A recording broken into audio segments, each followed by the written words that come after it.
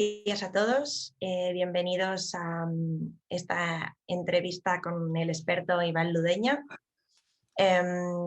Como habréis visto, hoy vamos a hablar y vamos a aprender sobre los aspectos más importantes de la homologación, la evaluación y el seguimiento de los proveedores en la industria alimentaria. En primer lugar me presento, mi nombre es Susana Millar y soy la directora de operaciones de Global Certification Bureau en España.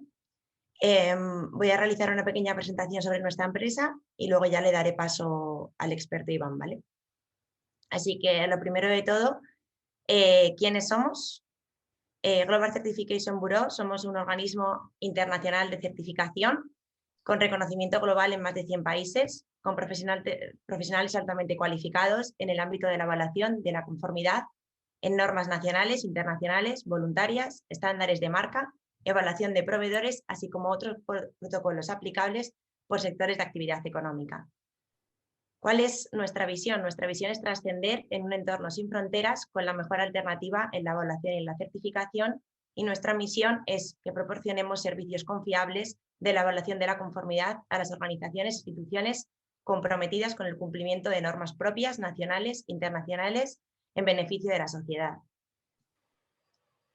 Entre nuestros servicios cabe destacar las auditorías de certificación, la formación y también las auditorías de proveedores y marca propia, como hemos comentado.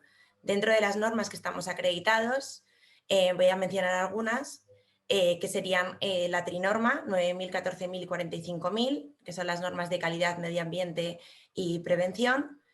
Además, en el ámbito de la seguridad de la información estamos acreditados en 20.001, en 22.301 y en 27.001, que es seguridad de la información. Y en el mundo de la alimentación y todo el tema de alimentos, que es el que hoy nos corresponde hablar, estamos acreditados para la certificación de APPCC, de ISO 22000, de FSSC y del Development Program de FSSC.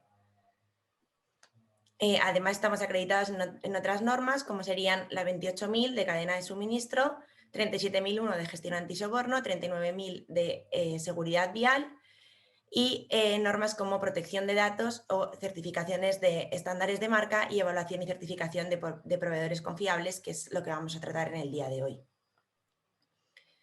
Por último, me gustaría comentarles que tenemos reconocimiento mundial, ya que estamos amparados bajo el marco de la IAF, que es el Foro Internacional de Acreditación, y como sabréis, la IAF tiene acuerdos de reconocimiento multilateral que reconocen las acreditaciones en 5 continentes distintos y, por lo tanto, tenemos reconocimiento en diferentes países. Bueno, muchas gracias. Ahí tenéis mi teléfono y mi contacto en el caso de que necesitéis cualquier duda. Y sin más, voy a presentar a nuestro ponente que nos acompaña hoy, don Iván Ludeña, que es licenciado en Ciencia y Tecnología de los Alimentos y tiene una dilatada experiencia en el ámbito de la calidad y de la seguridad alimentaria, llegando a ocupar distintos puestos en el Departamento de Calidad y Seguridad Alimentaria de SerUnión, tales como responsables de calidad operacional regional durante 8 años y responsable nacional de calidad de proveedores durante 3 años y representando a SerUnión en diferentes comités de calidad sectoriales, tanto a nivel nacional como a nivel europeo. Posteriormente ha desarrollado labores de responsable de zona de la División de Consultoría de Eurofins durante 3 años, liderando proyectos en materia de calidad y seguridad alimentaria en los diferentes sectores de la industria alimentaria, incluyendo el canal Horeca y el retail, y asesorando a diferentes empresas, tanto nacionales como internacionales, referentes a los diversos sectores. Ahora se encuentra desarrollando iLoQuality, consultoría orientada a aportar valor a los proyectos que emprendan sus diferentes clientes, ayudando a alcanzar los objetivos propuestos, tanto en materia de calidad como de seguridad alimentaria. Además, en paralelo, Iván Ludeña forma parte del órgano del Gobierno del Comité Agroalimentario de la Asociación Española de la Calidad y de la Comunidad de la Calidad, ejerciendo de secretario y de vocal respectivamente. Sin más, muchas gracias, Iván, lo primero de todo, por acompañarnos hoy. Es un lujo poder escucharte y te cedo la palabra. Gracias, Iván. Muchas gracias, Susana. Buenos días a todos. Bueno, presentarme, ya me han presentado, ya me conocéis, algunos de De los presentes seguro que me conoce o hemos coincidido en alguna ocasión. Y el objeto de este pequeño seminario, de esta pequeña charla, pues bueno, es abordar un poco el tema de la gestión de proveedores en la industria alimentaria, ¿no? La gestión de proveedores en la industria alimentaria, digamos, siempre digo que es la pata principal o la pata inicial de cualquier industria alimentaria, ¿vale? En función de lo que recibamos, en función de lo que entre en nuestra instalación, en nuestra fábrica o en nuestro restaurante, pues así será nuestro producto final y lo que llega a nuestro consumidor, ¿no? La gestión de proveedores, a mí me gusta dividirla en tres procesos, en tres patas. Por un lado, la homologación propiamente dicha, por otro lado, la evaluación y por otro lado, el seguimiento, ¿vale? Normalmente por este orden, homologación, evaluación y seguimiento. Entonces vamos a empezar a hablar de la homologación de proveedores. Cuando hablamos de la homologación de proveedores, en realidad sabemos de qué estamos hablando. O sea, porque muchas veces, y la experiencia te lleva a pensar que, bueno, pues la homologación de proveedores es ahí está el proveedor, ahí lo tengo, ahí lo tenemos y ya está, y nada más, ¿no? Pero no nos paramos muchas veces a pensar o a definir qué es una homologación de proveedores y ver exactamente qué es lo que necesitamos o qué es lo que queremos, ¿no? Por lo tanto, vamos a primero definir la homologación de proveedores. Para mí, la homologación de proveedores es todas aquellas acciones que nos van a permitir comprobar que los proveedores con los que colaboramos actualmente o con los que vamos a colaborar en un futuro cercano cumplen con los estándares de marca establecidos por nuestra empresa. Y cuando hablamos de estándares de marca establecidos por nuestra empresa, no nos referimos solamente a aspectos de seguridad alimentaria, nos referimos o nos podemos referir también a calidad, a medio ambiente y siempre de una manera previa al suministro. Es decir, lo que hablamos o lo que queremos con la homologación de proveedores es comprobar que nuestros proveedores cumplen con lo que nosotros requerimos y necesitamos. Bien, a partir de ahí, lo que hacemos con estos proveedores es marcar las reglas del juego, establecer qué criterios de colaboración son los que vamos a entablar con nuestro proveedor. Y lo primero que tenemos que hacer es marcar muy claro y dejar muy claro cuáles son las especificaciones de compra. ¿Por qué? Porque muchas veces no vamos a requerir lo mismo a un proveedor de un producto determinado que a otro proveedor de otro producto determinado. Por una sencilla razón, por el simple riesgo que conlleva un producto o que conlleva el otro. Bien, no es lo mismo establecer los criterios de homologación o de aceptación de un producto fresco cárnico, por ejemplo, que de un producto de almacén. Evidentemente, lo que vamos a requerir, lo que vamos a solicitar es diferente, ¿vale? Una vez que tenemos claras cuáles son las especificaciones de compra, lo que tenemos que hacer es cuáles son nuestros criterios de aceptación. Es decir, qué vamos a valorar como correcto o qué vamos a valorar como no correcto o como parcialmente correcto, ¿vale? Y con eso vamos a establecer y vamos a marcar unos criterios o una clasificación de incidencias. Es decir, bueno, pues cuáles son las incidencias que podemos tener habitualmente con cada uno de los proveedores o con los proveedores en general o con las familias de proveedores.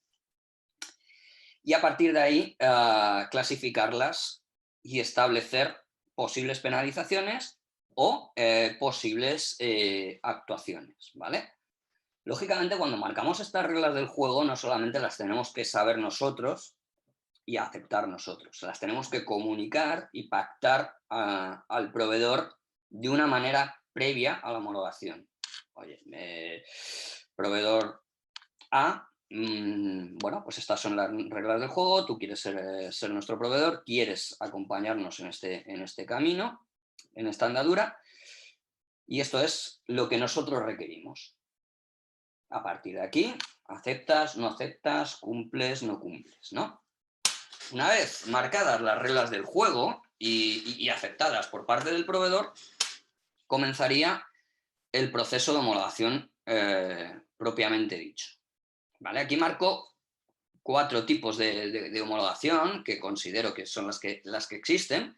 Por un lado es la homologación histórica, ¿no? Bueno, pues este es un proveedor que lleva trabajando con la empresa 20 años, nunca nos ha dado problemas, es un proveedor de un reputado prestigio y por lo tanto, pues oye, ¿qué problemas va a dar?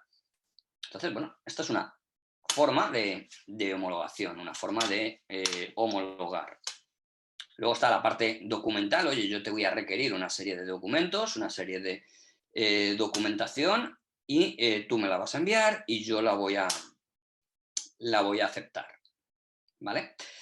La voy a aceptar o no, previa valoración. O luego está la parte de auditoría.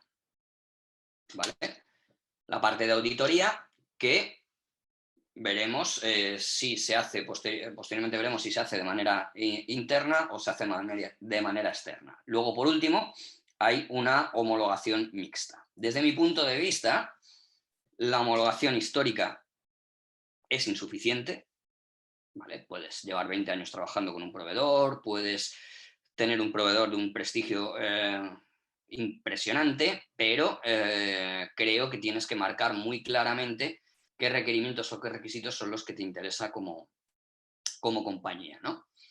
Desde mi punto de vista, lo ideal sería irnos hacia una mixta, ¿vale? Que combine, por un lado, la parte documental y por otro lado, la parte de auditoría y, lógicamente, el histórico, ¿no? El histórico, aunque no sea recomendable como homologación única, pero sí tiene que haber, oye, pues un histórico que nos diga, pues a este proveedor le solicito o no le solicito, ¿no? Esto es un poco lo que os decía antes, ¿no? Pues el histórico se basa en una relación comercial larga, pocas incidencias, prestigio. La parte documental, pues oye, pediremos certificaciones al proveedor. ¿Tienes certificación GFSI o no la tienes? Si la tienes, oye, envíamela para que yo tenga ese archivo y tenga ese conocimiento. Pues le voy a pedir registro sanitario. Lógicamente, ese registro sanitario que yo le pida tiene que ir acorde al producto que me va a suministrar. No vale tener un registro sanitario para cualquier producto, todo esto ya lo conocemos.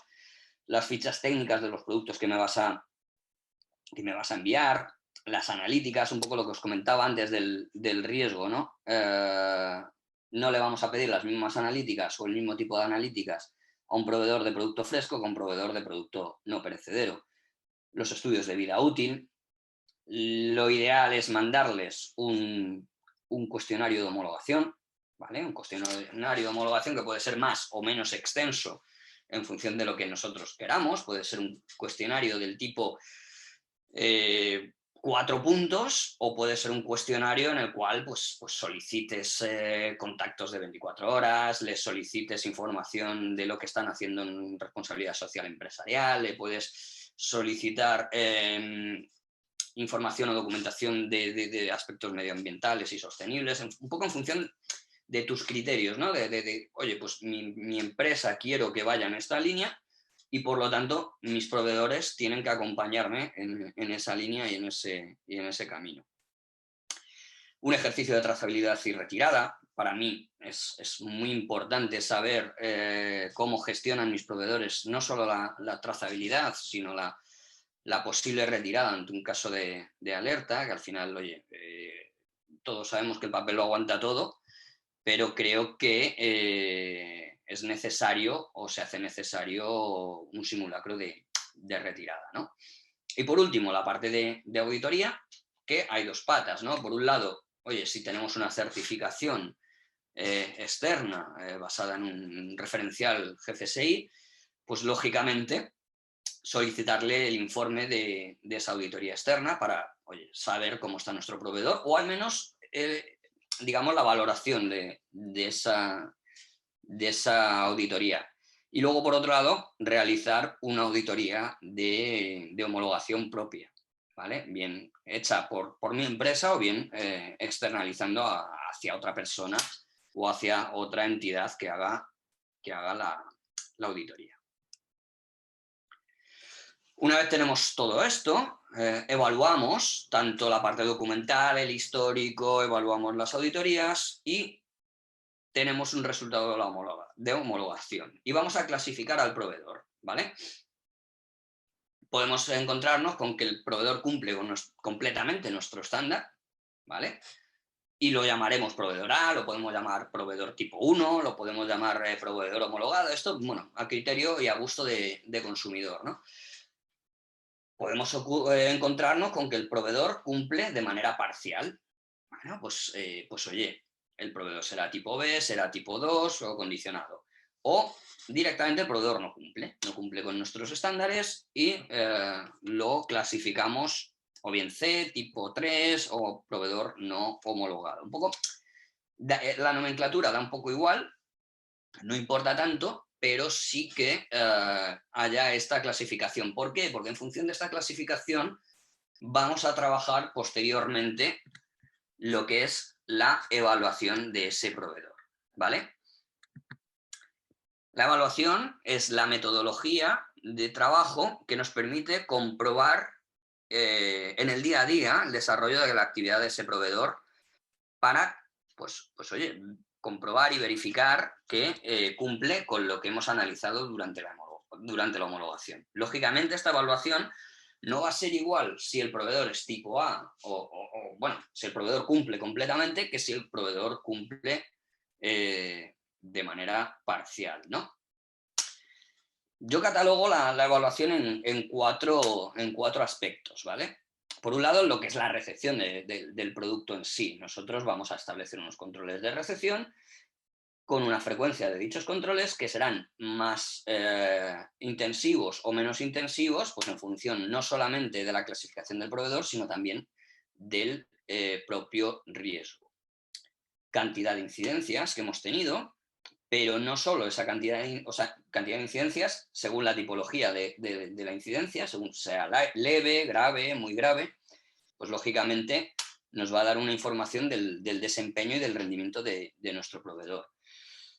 Pero no solamente es el número de incidencias, sino cómo la gestionan la incidencia. Si son rápidos, si son eficaces en la gestión de la incidencia, si se limitan a, bueno, te cambio el producto o realmente hacen una investigación causa-raíz y establecen medidas para evitar y prevenir que se originen o que se repitan dichas incidencias, ¿no? Y por último, la actualización documental. Esta actualización documental es importante porque al proveedor le vamos a ir solicitando, y esto vendría en la especificación de compra, le vamos a ir solicitando analíticas en función, pues lo que os decía, ¿no? Del tipo de proveedor, del tipo de riesgo y de la familia de producto que nos suministre, ¿no? Le vamos a solicitar actualización de fichas técnicas, porque lógicamente en esas fichas técnicas nos va a venir información como es la declaración de alérgenos, que a nosotros, en nuestra industria, para todo nuestro proceso nos resulta muy útil. Cómo nos actualizan los certificados y, por último, el cumplimiento en cuanto a alertas y la transparencia que tenga ese proveedor, ¿no? A ver, al final esto igualmente es de vital importancia porque problemas tenemos todos, incidencias tenemos todos, y yo siempre digo que un proveedor o una empresa transparente genera confianza, ¿vale? Y no es tanto los problemas que tenemos, sino cómo abordamos esos problemas, ¿no? Entonces, para mí, desde mi punto de vista, este cumplimiento con las posibles alertas que le afecten esta transparencia sería de vital importancia a la hora de hacer la evaluación del proveedor, ¿vale? Todo esto lo vamos haciendo a lo largo del año, en el día a día, con cada uno de los proveedores, para luego, posteriormente, establecer un seguimiento, ¿vale? Seguimiento, que es la metodología para recategorizar o reclasificar al proveedor en función de ese desempeño y poder establecer medidas ante estos proveedores, ¿no? Mínimo, la frecuencia de este seguimiento debería de ser anual. Digo mínimo porque muchas veces, en función del tamaño de la empresa, del número de proveedores o de la gravedad de los proveedores, igual habría que acotarlo y en vez de anual hacerlo semestral, ¿no? Pero al final lo que vamos a ver y evaluar en este seguimiento es cómo actúan, y vamos a medir cómo actúan los proveedores, ¿no? Lógicamente, para medir cómo actúa un proveedor o para medir cualquier tipo de actuación, no se puede hacer si no establecemos indicadores, ¿vale? Tenemos o deberíamos de establecer indicadores para cada uno de los proveedores. Indicadores del tipo número de reclamaciones por año, bueno, pues, en función de las incidencias que nos hayan generado, porcentaje de reclamaciones resueltas, número de reclamaciones muy graves o de incidencias muy graves, lógicamente. Bueno, un proveedor que ha tenido 10 incidencias pero han sido leves, pues igual no es tan problemático que un proveedor que ha tenido 4 pero muy graves, ¿sí? Porcentaje del cumplimiento de la actuación documental, porcentaje de entrega de suministro en fecha. No solamente nos vamos a la inocuidad alimentaria, no solamente nos vamos a la seguridad y a la salubridad, sino que nos vamos también a otro tipo de indicadores. Porcentaje de incidencias en recepción por volumen de compras. Este tipo de indicadores para mí también es de importancia, ¿no? Porque dices, joder, es que has tenido 100 incidencias, ¿no? En recepción, ya, pero es que te he suministrado, te he hecho 100.000 entregas. Ya, pero es que el otro ha tenido una, ya, pero es que me ha hecho 2 entregas. O sea, ese porcentaje, lógicamente, no es el mismo, ¿no? Claro, una vez que tenemos estos indicadores, bueno, a ver, deciros que estos indicadores os he puesto como ejemplo. Son ejemplos de los que, desde mi punto de vista, deberían de estar. Luego puede haber otros muchos indicadores que cada empresa o cada organización puede establecer en función de lo que necesite, ¿no? En función de sus criterios.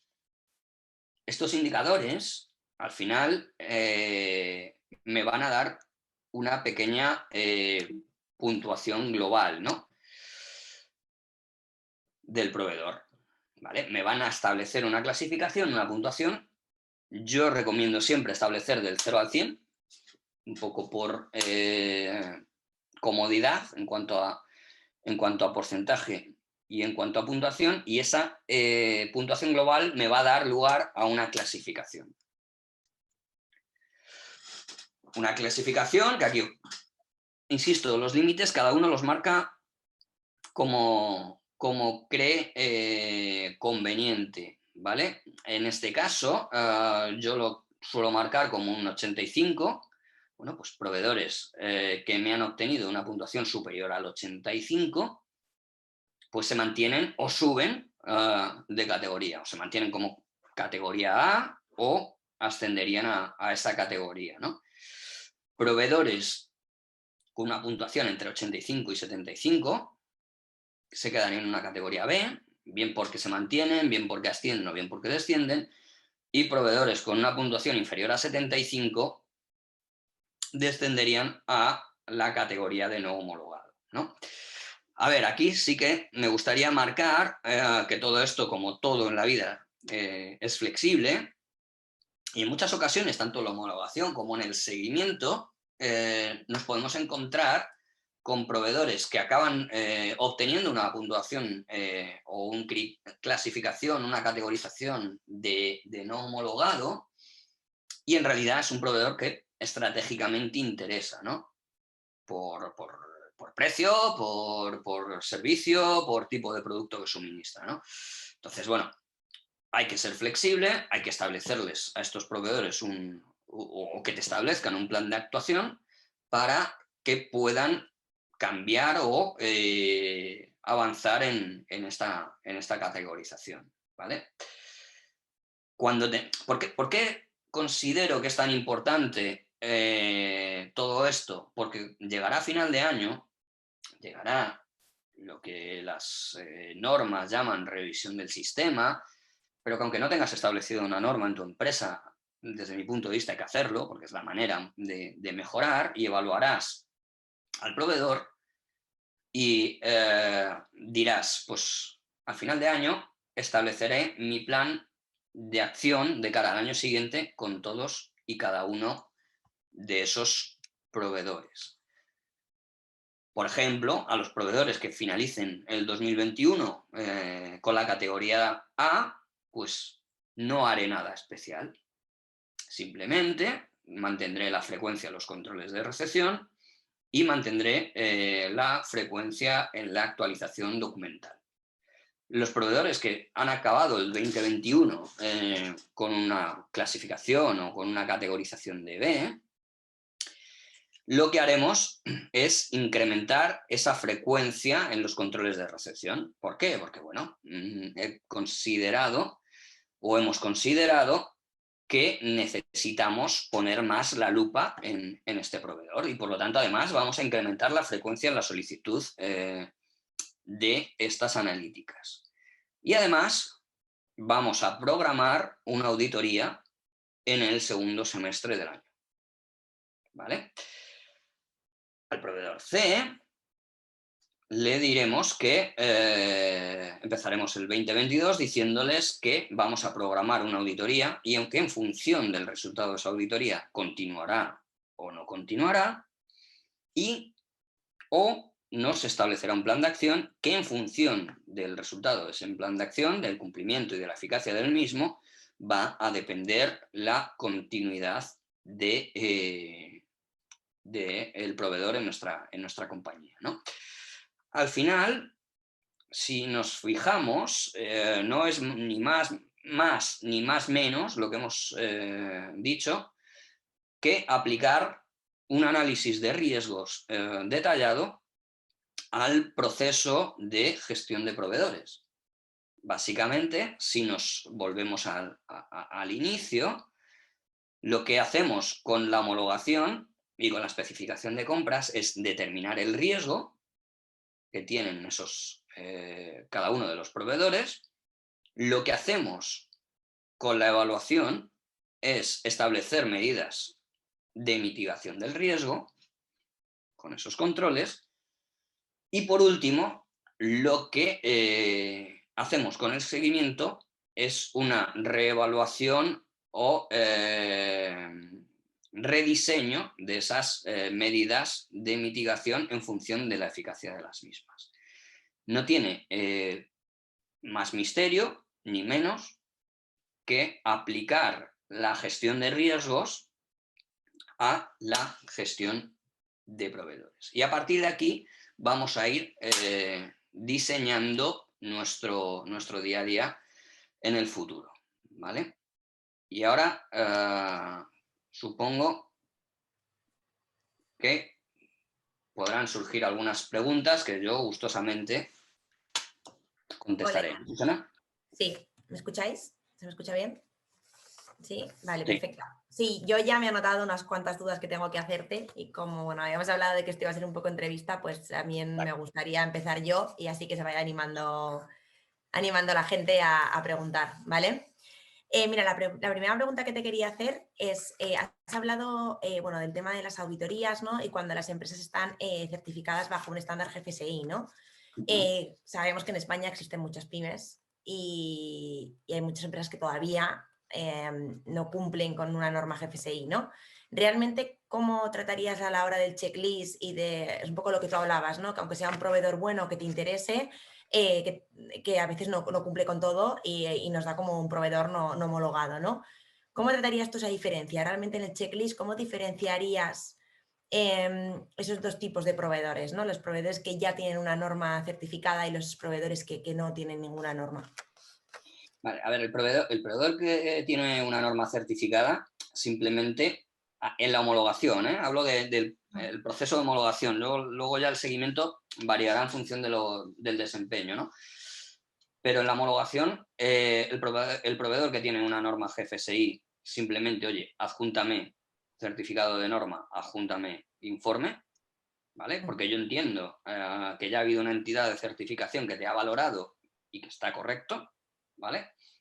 Proveedor que no, vamos a hacer una pequeña auditoría, pequeña o larga, dependiendo de mis criterios. ¿Por qué? Porque imagínate que mi criterio es que únicamente, y hay empresas así, ¿no? Hay empresas que su criterio es únicamente me van a servir aquellos proveedores que tienen una certificación GFSI.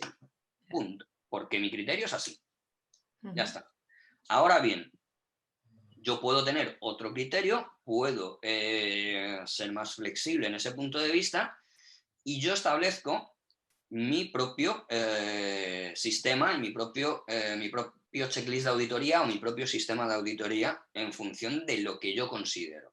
Me puedo basar en una norma GFSI o simplemente en función de mi tipo de industria, de mi sistema de gestión de inocuidad o de mis propios riesgos, yo establezco los criterios a auditar. Vale, Y perfecto. establezco las puntuaciones, perdona. Claro, claro. Vale, Iván. Y entiendo que también te fijarías en las reclamaciones, ¿no? Al final en las no conformidades y las reclamaciones que se vayan generando, ¿no? Un poquito. Sí, claro, eso no tanto en la homologación, porque yo no puedo saber en la homologación cuáles son las reclamaciones que voy a tener, pero sí, y muchas veces, aunque utilices como indicador el número de reclamaciones, muchas veces no es tan importante el número como el porcentaje en función de servicio o el porcentaje de reclamaciones resueltas o el tratamiento de esas reclamaciones, ¿no? Y se me ocurre también, Iván, porque es una pregunta que muchas veces a nosotros nos plantean, ¿realmente hasta qué punto es importante que nuestros proveedores estén con un sistema de gestión más allá de la seguridad alimentaria? O sea, fuera de GFSI, hablo de una ISO 9000, de una ISO 14000, de todo el tema que comentabas, ¿no? Que hablabas de la parte de responsabilidad social corporativa, ¿no? ¿Cuán importante es que realmente nuestros proveedores también estén certificados en otras normas? A ver, a nivel de 9001, por ejemplo, pues en realidad si está certificado en 22000, bueno, pues prácticamente va implícito, ¿no? Ese sistema de gestión, llamémoslo de la calidad o de la inocuidad. La parte medioambiental o la parte de responsabilidad social al final depende de lo que yo establezco o de mi cultura de empresa o de mi visión como empresa, ¿no? Si yo soy una empresa que doy muchísima importancia a la parte de la responsabilidad social empresarial, pues lógicamente voy a dar mucha importancia a esos aspectos en mis proveedores, lo cual va a englobar también la parte de sostenibilidad, ¿no? Si yo soy una empresa que mi política es, oye, la sostenibilidad por encima de todo, el kilómetro cero por encima de todo, o la economía circular por encima de todo, pues siempre voy a pedir esos aspectos en mis proveedores, ¿no? Por pura coherencia, ¿no? Que vayan alineados, ¿no? Con Exacto. lo que tú estás implantando. Y Iván, muchas veces nos encontramos con el caso de que las empresas, o sea, el propio proveedor nos dice que la auditoría la hace él. ¿Qué opinas de este tema? A ver, si es una auditoría de certificación, no hay problema. No hay problema. Si es una auditoría no de certificación, que es de homologación o de seguimiento, yo prefiero tener el control. Bien porque lo haga yo de manera interna o bien porque sea yo quien seleccione al auditor. Se puede, todo, como decía durante la breve charla, todo es flexible, ¿no? Se puede llegar a un acuerdo y decir, vale, vamos a hacer una conjunta. Tú llevas a tu auditor y yo llevo al mío. Vale. Pero prefiero, desde mi punto de vista, si soy yo quien va a homologar o soy yo quien va a hacer el seguimiento, prefiero tener yo el control de esa auditoría y incluso de ese checklist y de esos criterios, ¿no? No que me lo marque el proveedor. Claro. Al final, si tú estás marcando los criterios, bueno, que auditen en base a lo que tú realmente quieres, ¿no? O sea, Eso es. muy bien, Iván. También me llama mucho la atención y creo que es un tema muy interesante que hay que recalcar, el tema de la trazabilidad, ¿no? Ujú. El simulacro de trazabilidad del que hablabas, ¿no? Porque yo creo que muchas veces hay confusión con el tema de la información del lote en el albarán, del etiquetado del producto y al final este ejercicio de trazabilidad nos puede ayudar, ¿no? Entonces, coméntanos un poco cómo ves todo este tema. A ver, el ejercicio de trazabilidad, en primer lugar, muchas veces nos quedamos o se queda, ¿no? La historia mira, te tengo localizado cuándo entra mi producto y Ujú. te tengo localizado cuándo sale y a dónde va, ¿no? A ver, la trazabilidad todos sabemos que no es eso, ¿no? La trazabilidad lleva una parte anterior a la instalación, lleva una parte de proceso, lleva eh, una parte de salida y lleva un balance de masas y una serie de información que lo puedes hacer tan extenso como quieras, ¿no? O sea, de hecho, muchísimas auditorías y muchos sistemas de auditoría por tiempos acaban basándose en un ejercicio de trazabilidad. Acabas evaluando todo el sistema en base a ese ejercicio de trazabilidad, ¿no? Por lo tanto, es muy importante saber qué información voy a tener en mi albarán y saber qué información voy a tener en el etiquetado de manera previa, ¿no? Y cómo la voy a tener, ¿no? La información obligatoria es la que es, pero sí cómo va a venir expresada, cómo voy a expresar el lote, qué significa, etcétera, ¿no? Y esto es muy importante, sobre todo cuando estamos hablando de empresas, como yo llamo multisite, ¿no? Pues empresas que no solamente tienen una instalación, sino que tienen varias distribuidas por una geografía y que necesitan que cada uno de los que van a hacer esas recepciones tengan esa información de antemano, ¿vale? Y por otro lado me preguntabas por el tema del simulacro de retirada. Para mí Sí, a ver, claro, el simulacro de retirada es fundamental. vital, ¿no? O sea, yo necesito saber cómo va a reaccionar un proveedor de cara a una incidencia, cómo va a ser su actuación. Y por eso, para mí, es básico saber de antemano, y esto se suele utilizar el cuestionario, quién es el contacto de emergencia o quiénes son los 3 posibles contactos de emergencia 24 horas. Eso mismo te iba a decir, que lo mencionaste y que creo que es algo clave, ¿no? El tener ese contacto 24 horas, Claro. ¿no? Porque no vale que sea un email al final, ¿no? Me imagino. Bueno, no sé cómo lo opinas. Yo creo que no. O sea, yo creo que los contactos 24 horas, en primer lugar debería de haber 3, Ujú. ¿vale? El principal y 2 suplentes. Y en segundo lugar debería de ser un teléfono móvil. ¿Por qué? Porque es que las incidencias son tan puñeteras, permitidme la expresión, que siempre ocurren el viernes por la tarde o el sábado por la mañana. No sé por qué, pero oye, Claro, siempre la incidencia es el viernes por la tarde.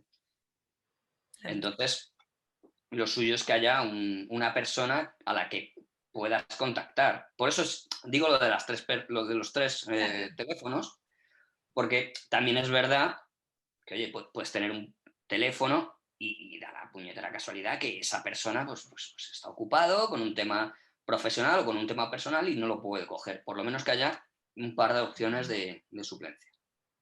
Totalmente de acuerdo, Iván. Oye, y un tema que no he visto que hayas mencionado, pero que yo también creo bueno, que hay que resaltar, ¿no? Es el tema del transporte, que a veces nos olvida que es una parte de la auditoría, ¿no? El transporte del producto hasta que llega a nuestras instalaciones, ¿no? Y sobre todo yo creo que el tema del transporte capilar, ¿no? De quién es responsabilidad el transporte. Bueno, cuéntame cómo ves un poquito todo esto. A ver, al final, mirar, por un lado está la parte del transporte propio, que efectivamente, bueno, aquí no hay duda, ¿no? El transporte propio es tuyo y por lo tanto es una parte de tu proceso y por lo tanto es tu responsabilidad, ¿vale? Luego está la parte del transporte subcontratado. Ujú. Ese transporte subcontratado, a ver, en teoría, tu responsabilidad llega hasta que sale de tu instalación y se lo lleva a otra persona, ¿vale? Pero no nos olvidemos que ese producto es nuestro, ¿vale? Es decir, si tú, Susana, me suministras una materia prima, me suministras un producto bajo tu marca, pero me lo lleva otro, si hay un problema con ese producto, yo no voy a reclamar a Transportes Pepito, yo voy Claro, a reclamar a Susana. claro, Por lo tanto, aunque el transporte lo haga otra persona, tengo que ejercer un control en ese transporte. Tengo que pedir una documentación, tengo que pedir unos registros de temperatura y tengo que verificar pues, que se limpia, establecer unos criterios de homologación de ese transporte como si fuera un proveedor más. claro. O sea, de alguna manera es lo que te quería preguntar, ¿no, Iván? Que para ti es importante que esté dentro de ese checklist de homologación, ¿no? De esos requisitos del transporte, ¿no? Creo Eso que a es. veces nos olvidamos de esa parte y obviamente, como todos conocemos, porque aquí hay mucha gente que sabe de lo que estamos hablando, al final la inocuidad se puede perder ahí, ¿no? Y la seguridad alimentaria. O sea, al No, no final... nos olvidemos, no nos olvidemos que si tú me quieres homologar a mí, Ujú. ¿vale? Una de las cosas que me tendrías que pedir, o bien en el cuestionario, o bien en la propia auditoría, es cómo gestiono yo a mis proveedores, Claro, ¿vale? Y totalmente, no muy nos importante. olvidemos que ese transporte es un proveedor mío. Claro, claro. Llamémoslo proveedor o llamémoslo subcontrata, pero es un proveedor mío. Claro, igual de importante que yo te evalúe a ti como proveedor, como evalúas tú a los tuyos, porque esto es una cadena, ¿no? Al final. Efectivamente. Totalmente, totalmente de acuerdo. Sí, señor. Oye, Iván, y ahora me gustaría ya así, bueno, como últimas preguntas, tocar un tema un poco más conflictivo, ¿no? Hace Objetivo. poco ha salido un nuevo reglamento que habla sobre la inocuidad alimentaria. Todos llevamos ya meses escuchando sobre este concepto de inocuidad alimentaria. ¿Realmente lo incluirías dentro ya de tu evaluación de proveedores? Es un tema que de alguna manera ya tenemos que empezar a exigir, ¿no? Es un tema ya legal. ¿Y cómo lo ves? ¿Qué opinas? Cuéntanos cómo ves este tema. ¿Lo pedirías de manera documental? ¿Qué haríamos? Ahora mismo que estamos todos un poco como que es algo nuevo, ¿no? Que acaba de aterrizar. A ver, desde mi punto de vista, acaba de aterrizar a nivel normativo la cultura Ya. de la inocuidad. Acaba de aterrizar a nivel normativo, acaba de El aterrizar concepto, ¿no? El concepto de cultura de inocuidad. el Bueno, concepto, sí, o sea, lo que es la redacción, ¿no? eso es. Del concepto. Acaba de aterrizar en el códex.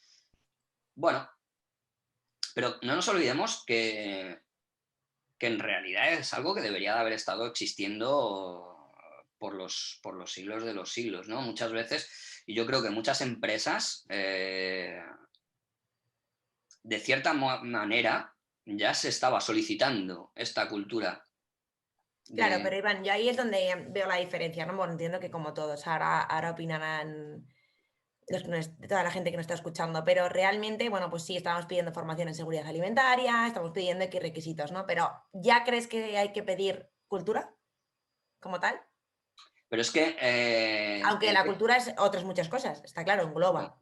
a ver, el hecho de que haya un procedimiento de cultura, Ujú, ahí estamos. ¿vale? ¿Qué va a incluir ese procedimiento de cultura? ¿Cómo te comunicas con tus empleados, por ejemplo? ¿O cómo comunicas o cómo despliegas los objetivos de inocuidad dentro de tus empleados? ¿O cómo transmites esos objetivos o tus incidencias hacia afuera? ¿O cómo gestionas el día a día? ¿O Claro, cómo estableces un programa de formación? ¿O cómo transmites tu política? ¿No? Al final, ya lo digamos, estamos haciendo en muchas ocasiones, no digo lo contrario, ¿no? Pero bueno, por eso digo que al final no deja de ser aunar muchas de las cosas que ya se están haciendo en un pequeño procedimiento, en una pequeña protocolo, llamémoslo X, ¿no? Pero que son cosas que en realidad y que además no nos olvidemos que podemos plasmarlo por escrito, pero insisto, lo he dicho antes, el papel lo aguanta todo. La cultura se muestra por escrito, pero se demuestra andando. claro, O sea, total. yo puedo mostrarte mi procedimiento de cultura de inocuidad, pero luego en el día a día no Lógicamente te lo demuestro. se evalúa en el día a día, o sea, y se evalúa que realmente eso no solamente esté escrito, sino que se aplique, ¿no? Sí. O sea, pues Mm, mira, por ejemplo, una de las ujú, formas de evaluarlo, desde mi punto de vista, es la transparencia que os decía antes. claro. Esa transparencia a la hora de gestionar las alertas, por ejemplo, sería una manera, desde mi humilde punto de vista, de evaluar Totalmente. cómo se está desempeñando la cultura de la inocuidad. Ujú. Pues muchas gracias, Iván. Si te parece bien, como ya quedan así unos 10 minutitos, 15 minutitos, vamos a proceder con las preguntas que nos están poniendo en el chat, ¿vale? Te voy leyendo, ¿vale? Si te parece, y me vas opinando. Mira, Cristina Sáenz nos pregunta, buenos días, si como empresa me certifico en BRC y mi proveedor no tiene certificación GFSI BRC, perdón, GFSI, BRC establece el checklist a usar para auditar a proveedores, el cual en empresas pequeñas no cumplen con el mismo. ¿Cómo solventamos esta causística? Este proveedor puede ser estratégico y queremos trabajar con él. Vale, aquí hay una problemática que es la que decía, ¿no? Hay determinadas normas o determinados criterios que te establecen esto, ¿no? Oye, pues es que tus proveedores tienen que ser así. Otra opción es establecerles una auditoría con un estándar, en este caso BRC, lógicamente, y a partir de ahí, con esa auditoría, evaluarles y establecerles un plan de acción, ¿no? En el caso de BRC no lo conozco tan en profundidad, pero sí que hay otro tipo de certificaciones y de normas que te establecen unos pasos previos a la certificación completa, ¿no? Un poco como flexibilidad hacia las empresas. Totalmente de acuerdo. Existe esa opción, ¿no? Que al final se vayan certificando hasta llegar a la gran certificación. Pero bueno, si Cristina lo que al final nos transmite es que no están para certificarse en una norma, yo creo que una buena alternativa puede ser subcontratar una auditoría, ¿no? Que en base a esa norma y ver cuánto cumple y qué es importante para ti que cumpla, ¿no? En base a BRC. Lógicamente habrá puntos de la norma que sean demasiado para esa pequeña empresa, ¿no? Pero que es importante para ti, como hablaba Iván, ¿no? Pues una trazabilidad, me imagino que será importante, sea pequeño, sea grande, ¿no? Pues, o una Lógicamente, retirada de producto. Lógicamente no va a tener la certificación BRC mañana, pero sí que le puedes mostrar al auditor BRC, oye, que existe una evaluación, que existe un plan de acción y que efectivamente ha habido un camino. Ujú. Irene Moreno nos pregunta, Iván, si a la hora de plantear un checklist, dependiendo del tipo de proveedor, ¿se harían checklists diferentes o uno único? Pregunta muy interesante, Irene Moreno. Pues la verdad que es muy interesante. A ver, al final esto va a gusto del consumidor, ¿no? Va a gusto de la empresa. Yo lo que haría es hacer un mix o un mixto de lo que dice Irene. Es decir, pondría un único checklist con aspectos aplicables o no aplicables en función del tipo de proveedor. Es decir, un único checklist porque me va a permitir o me va a facilitar luego la clasificación y la puntuación, ¿vale? Y luego aspectos, digamos, el estándar que tienen que cumplir todos y luego en función del proveedor, aspectos que aplican o no aplican en función del tipo de proveedor y del tipo de producto, del riesgo que genere el producto, ¿no? Totalmente. Puedes hacer uno global y luego lo que no aplica en función del sector o del producto que Eso sea. es. Totalmente. Por ejemplo, una parte del checklist, pongamos así, más grande, general para todos, y luego, pues, proveedores de fruta o proveedores pyme o proveedores de producto fresco. No, como hablábamos, Iván, ¿no? Proveedores que sí que tienen una norma GFSI implantada, pues ya igual le hacerme las preguntas que a los proveedores que no la tienen, ¿no? Por ejemplo. Por ejemplo. Nos dice Xavier Torres, ¿qué peso crees que tienen las fichas técnicas de los productos de los proveedores dentro de toda la homologación? Muy importante realmente. Buena pregunta también. Depende mucho del tipo de proveedor, ¿vale? Lógicamente, en un producto que no va, que ya sé que no va a tener, por ejemplo, alérgenos o que es un producto además no perecedero, pues lógicamente va a tener menos peso que la actualización de un producto elaborado o semi-elaborado, que sé que me va a cambiar los ingredientes, que me va a llevar aditivos o que me va a llevar, que me va a llevar a alérgenos, ¿no? Aquí incluyo, ojo, no nos olvidemos, cuando hablo de homologación de proveedores no me refiero solo a las materias primas alimenticias, me refiero también a producto químico, por ejemplo, ¿no? Entonces, Totalmente. un producto químico, pues lógicamente la ficha técnica o la ficha de seguridad va a tener una importancia mayor que a lo mejor, pues yo qué sé, una leche UHT, por ejemplo. Totalmente, totalmente. Pues Xavier también nos pregunta, ¿cómo le responderías a grandes marcas, ¿vale? Que no quieren suministrar la ficha técnica y te redirigen a la etiqueta o te dan información parcial? Vale, esto me río porque lo he sufrido, ¿vale? Entonces, a ver, aquí hay una problemática, ¿no? Sobre todo con las actualizaciones. Y es que es cierto que obligación solo tienen la obligación de actualizar la ficha, o sea, la etiqueta, la obligación de actualizar la ficha técnica no es tal, ¿no? Por eso es muy importante la especificación de compra y marcar las reglas del juego desde el principio, ¿vale? Decir, oye, aunque seas una gran marca, yo necesito esto. Y te puede ocurrir que esa gran marca te diga bueno, que no lo acepta por un tema de confidencialidad, por un tema de criterio de empresa o simplemente por un tema de que no tienen tiempo de enviarlas, ¿vale? Que también puede ser uno de los argumentos, ¿no?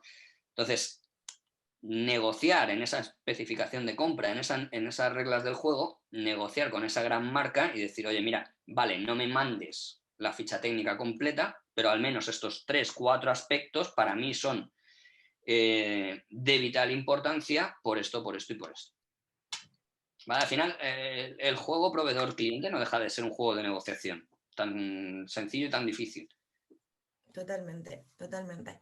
Mira, una pregunta muy interesante, Iván, que nos dice Mónica García es, ¿cómo repartirías la responsabilidad de evaluación entre el departamento de compras y el departamento de calidad? Es decir, ¿quién realiza qué y quién evalúa globalmente?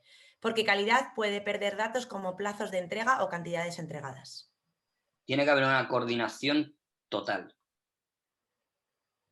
O sea, no es una cuestión de 50-50, 40-60, no. O sea, tiene que haber una coordinación total. Tiene que haber unas reuniones de seguimiento periódicas y un trabajo, no te digo que en paralelo, pero casi. O sea, mi experiencia tenía reuniones con el departamento de compras mínimo mensual para hacer un poco seguimiento de todas las incidencias. Nosotros lo teníamos dividido por familias y todos los meses nos reuníamos la parte de calidad con las familias de compras. Y nos dice Incluso, Domingo... perdona, Susana, incluso te digo más. O sea, teníamos las reuniones que se hacían con los proveedores, y es una recomendación que yo hago, reuniones junto compras con calidad. Incluso las propias reuniones de renegociación de tarifas, aunque luego en la negociación de tarifas en la parte económica calidad salga, pero sí que haya una previa de, oye, mira, este ha sido el seguimiento que te hemos hecho a lo largo de este año o a lo largo de este semestre y necesitamos que nos establezcas un plan de actuación, ¿vale? Es muy importante. Esas reuniones conjuntas y ese trabajo en paralelo y en equipos es muy importante. También nos preguntan, Iván, Domingo Murillo nos dice, en caso de que esté consumiendo un volumen importante de un producto servido por un distribuidor y no por el fabricante, ¿se puede aplicar los parámetros de homologación al fabricante? Todo y que el producto lo compremos a través de un distribuidor. Es que está un poco así redactado, perdonad. Vale. Has entendido, ¿no? O sea, al final está preguntando por el distribuidor y no por el fabricante. Sí, a ver, hacia el distribuidor le puedes,